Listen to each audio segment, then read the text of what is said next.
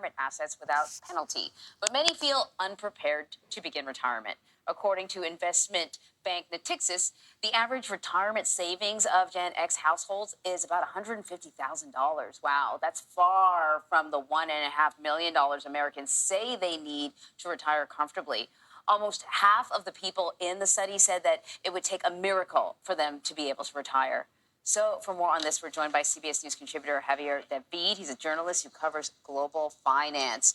I mean, it's not surprising. I feel like Gen X is like the first kind of generation where people didn't have access to pensions. Like pensions were kind of going out the door, and then it was up to you to invest in your retirement fund. And I don't know about you guys, but I know in my 20s, I was like, are you kidding me? I need every tiny cent that I'm making just to survive. Exactly. And for retirement, it seemed like, a light years away. So why are Gen Xers worried that they won't be able to afford it? A number of reasons, but two in particular. Just middle age and the cost of living, all of which is being driven or influenced by fear of the future. Like, reality really does bite, since we're all Gen Xers I see what you did there. Yeah, well, 1 million was said to be like the magic number for you to be able to retire or have in your retirement account. And those numbers that you just showed, that's not even remotely close to 1 million. We're also the first generation to hear repeatedly that Social Security was going bust. It wasn't going to be around when we were ready to retire. We needed to be ready. And a lot of us are just waking up and realizing we're not ready. So, as Emery was pointing out, I mean, this is the first generation, and I love how the producer who wrote this segment up said they are the first generation. Well, we're the forgotten generation, right? No one ever pays attention to us. We are the first generation of U.S. workers to live your entire working life with 401k plans instead of traditional pensions. 401k plans were seen as a better option when they were sort of created. How has that worked out for our generation? So 401k, the best way to think about it, it's funded and controlled by you, and then your employer might add or match your whatever the allocation is. The pension was funded and controlled by your employer. So in order to maximize the benefit, it really meant that you had to stay tied to one job for a very long time in order to get all of the money. So the 401k is a lot more variable. It's a lot more subject to market forces. The pension was a defined benefit, a guarantee, and an annuity that you were going to get a fixed amount. It makes it easier for you to war game your cost of living because it's basically kind of like at on par, close to what you were making. But there was a reason why they fell out of favor, because they were just really, really expensive for the employers. So we started moving away from, the employer saying we're going to take care of this, and you need to take care of this yourself. But a lot of us, as we're having the segment, are realizing we haven't necessarily done a great job of doing that. So are there any aspects of retirement that are out of workers' control? Yeah, I guess so. Yeah, it's just prices, cost of living. And I think, speaking as someone who has a parent who is retired and was, living on a fixed income, you get there and you realize that it's just so expensive. And you're not even talking about the healthcare costs. Just being old, there's that old saying of, if you would try living in America is expensive, try getting older. Because in part, there are so many things coming at you. You can't predict your health. You can't control the cost of gas. You can't control the cost of food. And I think, a lot of this anxiety is being influenced by inflation because everyone, for whatever reason, is getting sticker shock everywhere you go. And it's almost relentless. I feel like we weren't really educated well when it comes to saving for your retirement. And this is what I'm thinking about. The many, many times over the years that I've gone to one of these retirement calculators to determine how much more I need to save, and been like, that's impossible. I have to give my whole paycheck away. And then you just go, well, what's the point? What's the point? Right. And you throw up your hands. So you throw up your hands, and then you just give up and you proceed with whatever you were doing before, which really isn't working. But I don't think anyone really came to us and said, here's how you do it. So who do we blame? The boomers. They're responsible for everything. No, but I'm joking to my boomer friends who watch us on CBS and our 24/7. But our parents. It's true, though. And who are boomers? They I think there was an idea back then when we were born in the 60s that that the good times were here to stay, and so our parents for the first time were able to afford vacation homes, for example, right? You can't afford a vacation home. I mean, I can't afford a vacation home. And they were doing that on teacher salaries. Yeah. And, what we're talking about now is people who earn high incomes. The bottom line is there are people who earn high incomes.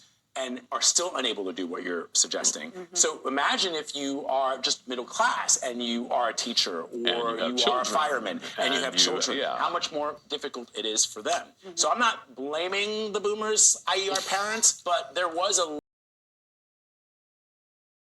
All right, Shalom. First and foremost, I want to give all praises, honor, and glory to Yahweh, Bahashem, Yahweh Shai, Bahashem, Chaha, Quadash. I want to give double honor to the head apostles, now there's a great millstone who rule well and teach well.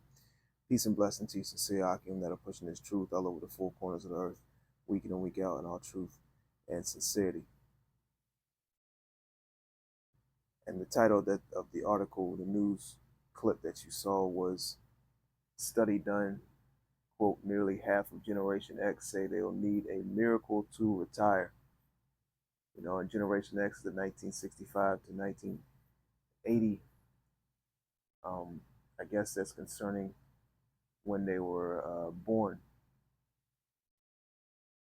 And, you know, these people that have worked their whole lives in beliefs and in hopes of being able to put money aside and have money to put aside to be able to live off when they've reached their late 50s and 60s is ever so dying.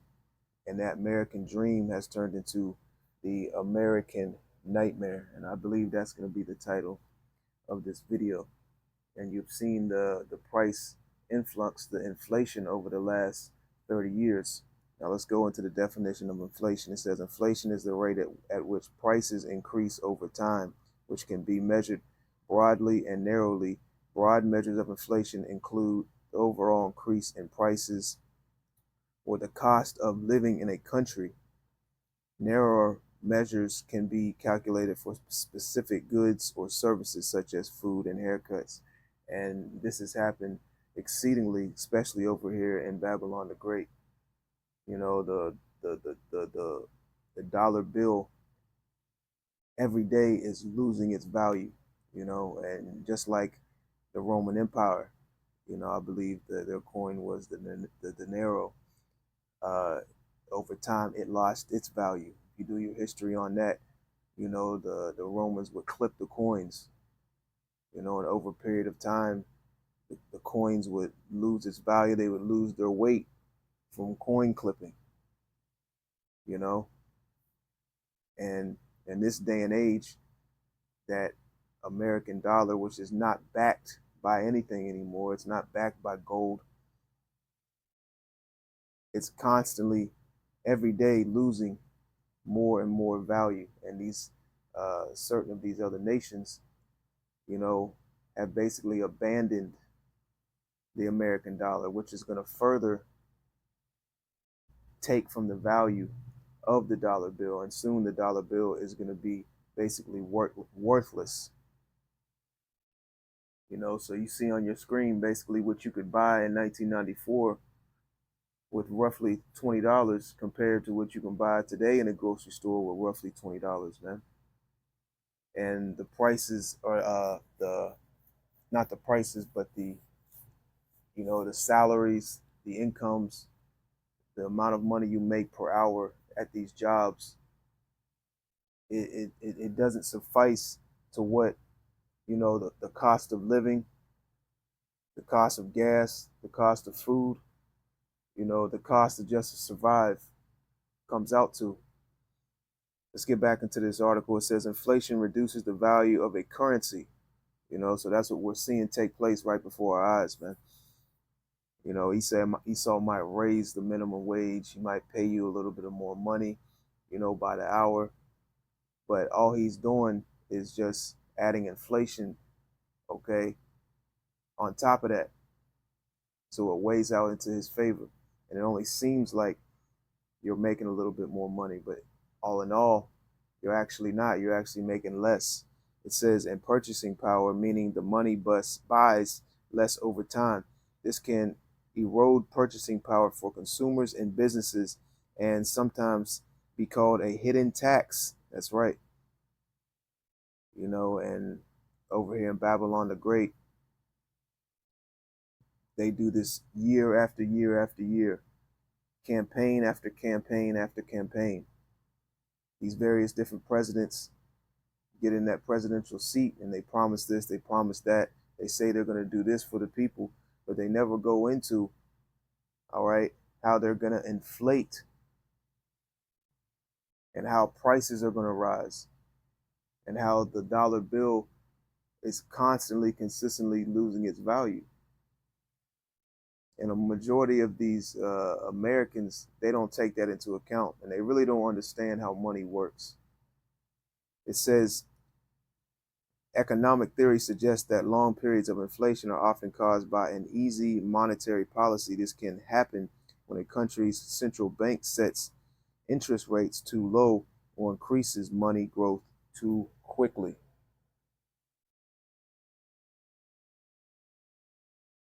Now, I got a couple scriptures I want to go into.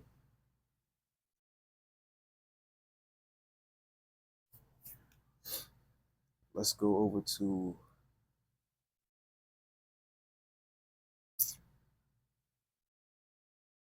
go to Habakkuk chapter 2 and verse 4. It says, behold, his soul which is lifted up is not upright in him, but the just shall live by his faith. Yea, also because he transgresseth by wine, he is a proud man, neither keepeth at home, who enlargeth his desire as hell, and is as death, and cannot be satisfied. See, these wicked elites, they can't be satisfied. Here it is, they could solve world hunger, world poverty. They could solve the situation that every single one of you, so-called Negroes, Latinos, and Native Americans situation that you're in America, and also these other nations, and even his own people. You know, he could solve the so-called crisis and all these problems and all these things that these people elect presidents for, to correct these issues. But he doesn't want these issues corrected. Moreover, he has put these issues in place for his benefit. You know, he parades himself around the whole earth under the umbrella of America, under the umbrella of freedom, under the umbrella of setting up a safe and prosperous place for you so-called Americans. But here it is. You have people in debt just trying to survive. You have people that retirement is no longer on the horizon. And these people in America are distraught and angry. It says, who enlargeth his desire as hell, and is as death. And I forgot who made a statement. I believe it was one of the Rothschilds. He says that, eventually that you will own nothing and be happy. So they want you to basically not have ownership of anything. And really, you don't own anything. Your house, your home, your car. That's a lending lease type procedure, man. Okay, at the end of the day, you don't have ownership of those things. It says, but gathered unto him all nations, and heapeth unto him all people. Shall not all these take up a parable against him, and a taunting proverb against him, and say, woe to him that increaseth that which is not his, how long? And to him that ladeth himself with thick clay. And these devils expect the American people to be on their P's and Q's, to stay up to date with their payments, to quote unquote stay out of debt, to pay their bills on time, do this and that. But here it is, the American government is in the hundreds of trillions in debt to these other nations, man. This man's a hypocrite. Okay. And as you see on your screens, it says reasons workers stop working before reaching retirement age. It says 28% layoffs, 9% poor health, and 19% voluntary. Okay, and these people haven't taken that into account. They ultimately think that, and let's get that real quick. They thought that being in America and chasing the American dream, that things were ultimately going to get better and better and better, and there were going to be no hiccups. All right. There won't be no bumps along the road. And ultimately, there was not going to be a fall off, a break off of that path and that road. Let's see. Let's go to Psalms 49:11 real quick. It says, their inward thought is that their houses shall continue forever, and their dwelling places to all generations. They call their lands after their own names. Yeah, Esau, you know, these, these average Edomites, man, and these wicked elites as well. They ultimately think that, that their rulership, the things that they have established and accumulated would last forever, and ultimately they were going to prosper, and ride off into the sunset. These people have faith in America, or had faith in America, in hopes of retiring, having the nice house with the white picket fence, watching their children and their grandchildren grow old, setting money aside, for colleges and, different, funding for their children. And all that's coming in. They're having to tap in to these different accounts and these different sections of money that they had set aside for the future. We'll read that again. It says, their inward thought is that their houses shall continue forever, and their dwelling places to all generations. They call their lands after their own names.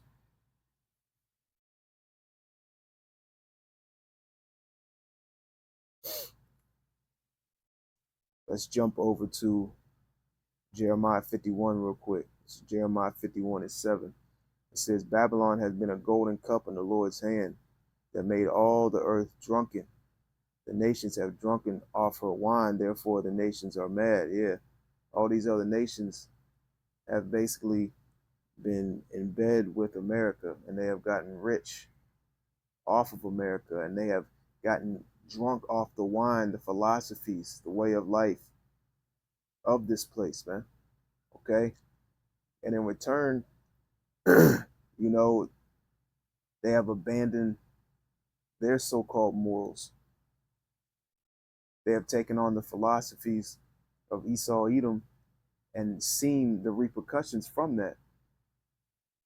It says, Babylon is suddenly fallen and destroyed. Howl for her, take balm for her pain. If so, she may be healed. We would have healed Babylon, but she is not healed. This place can't be healed. This place is circling the toilet bowl, and soon the most high Yahweh is going to hit the flesh. It says, we would have healed Babylon, but she is not healed. Forsake her, and let us go everyone into his own country, for her judgment reacheth unto heaven, and is lifted up even to the skies. So Esau, Edom, and his kingdom and his rulership, they're on their last leg, and these wicked elites know it. And ultimately, these wicked elites are bringing down their own system, their own kingdom.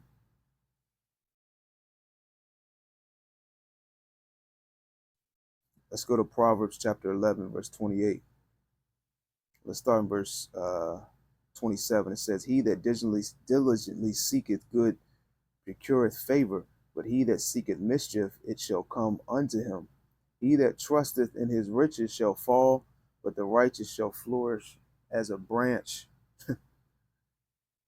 And these people, they trust in their riches. They trust in this system and this society. And they've never fathomed, a complete collapse of the financial system, a complete collapse of the dollar, war taking place on the soils of America. Now, what you see on your screen is basically a diagram, pretty accurate diagram from the 1960s to the 2020s. In the 60s, you had the family structure was a whole lot better. And even with these other nations and Esau as well, over here in America, man, the family structure was a whole lot better. You know, you didn't have this high rate of divorce. Okay, you didn't have a high rate of Moism and various other things that, you know, ultimately divided the family structure. You know, going into the 70s, going into the 80s, and we see a decline start to happen through these different, 10-year periods. Going into the 1990s, you know, where it was getting progressively rough.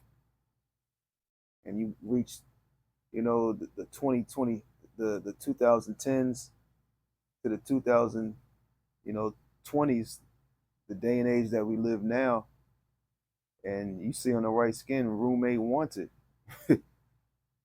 You go to these major city areas and you know the price for an apartment, the price for rent, the price for houses is outrageous, man. People paying $3,000-4,000 for a 2-bedroom apartment. Here it is, you make 80 to 100 grand and you're living paycheck to paycheck. You know, back in the 80s, if you made 80 to 100 grand, hey, you were considered well off, doing pretty good, doing really well for yourself.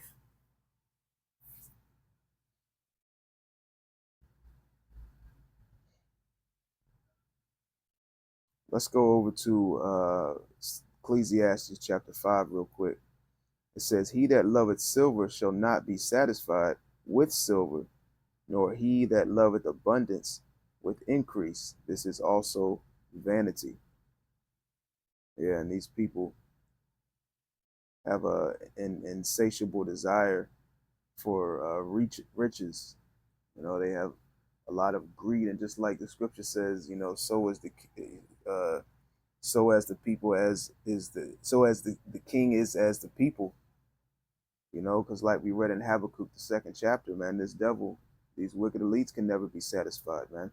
And these people that look to the so-called white man for guidance are the same way, man.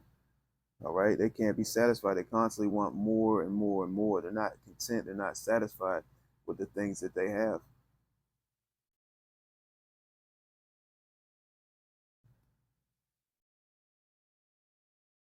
Let's go to Matthew, the 6th chapter.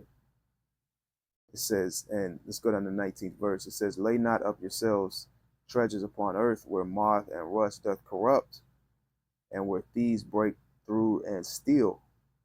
And see, this is what the majority of our people are doing. They're putting their faith and trust in this world and this society, and they've sought to become one with this world, like it states in James, the 4th chapter and the 4th verse.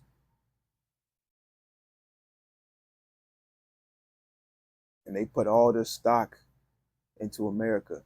They put all their time, all their energy into not only building up this place, it's a system and a society, all right, but in hopes of that this place will flourish and their great great grandchildren can grow up flourishing in it.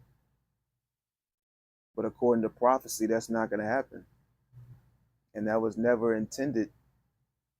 It was never intended for it to happen. The Most High Yahweh didn't set it up that way. It says, verse 20, "But lay up yourselves treasures in heaven, where neither moth nor rust doth corrupt, and where thieves do not break through nor steal.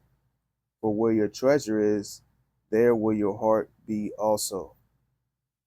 You know, and a lot of our people have had hopes in the American dream.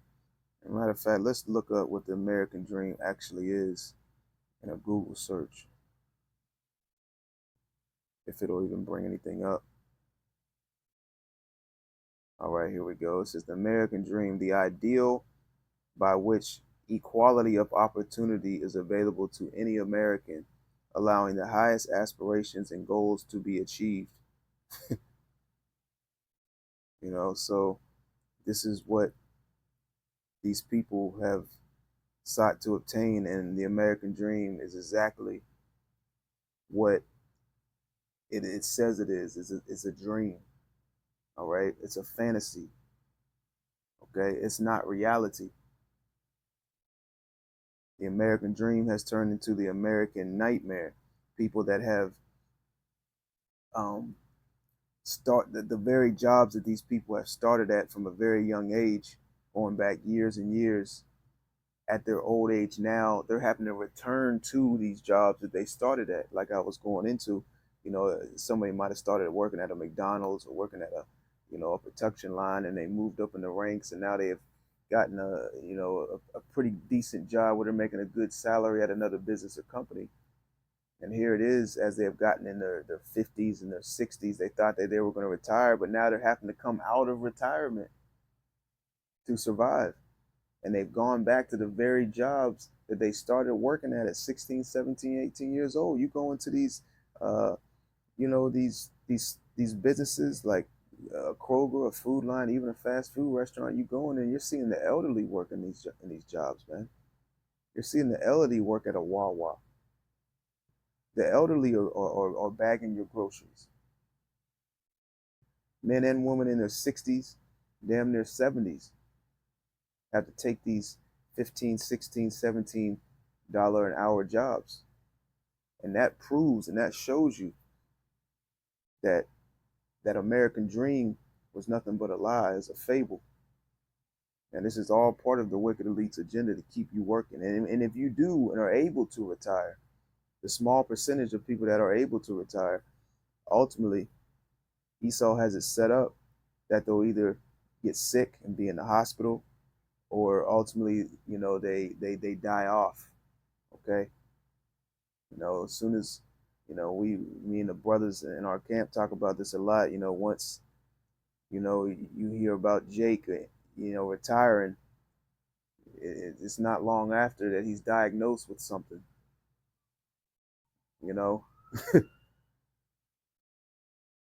And he's in the hospital or sick or on prescription medication.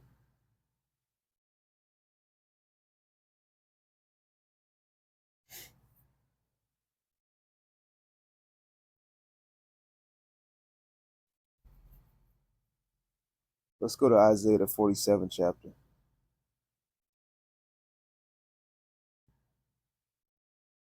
Let's start from the top. It says, "Come down and sit in the dust, O virgin daughter of Babylon." And this is talking about America. Because a lot of these, a lot of you Jakes that believe in these false doctrines, especially Christianity, you don't understand that, America is actually documented and prophesied in the Holy Scriptures. It says, "Come down and sit in the dust, O virgin daughter of Babylon. Sit on the ground. There is no throne, O daughter of the Chaldeans. For thou shalt no more be called tender and delicate."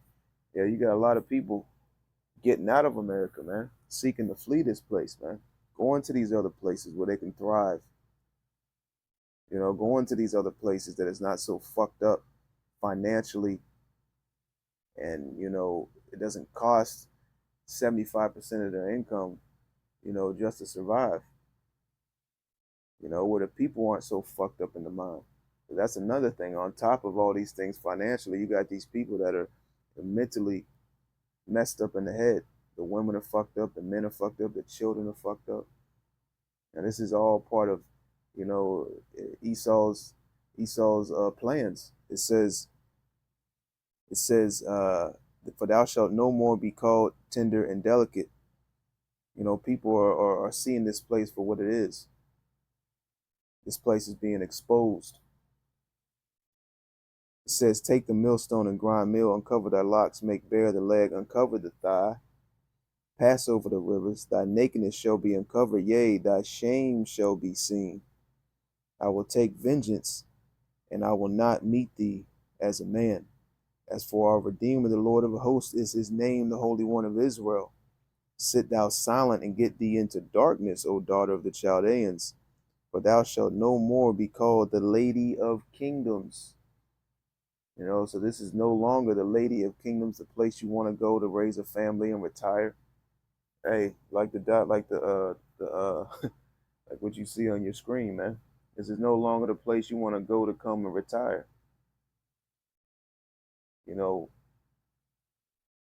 Couples are living and putting ads and various different platforms for roommates because they can't afford to pay that rent along with electricity, along with their gas, their phone bill, along with their car payment, you know, to be able to put groceries on the table.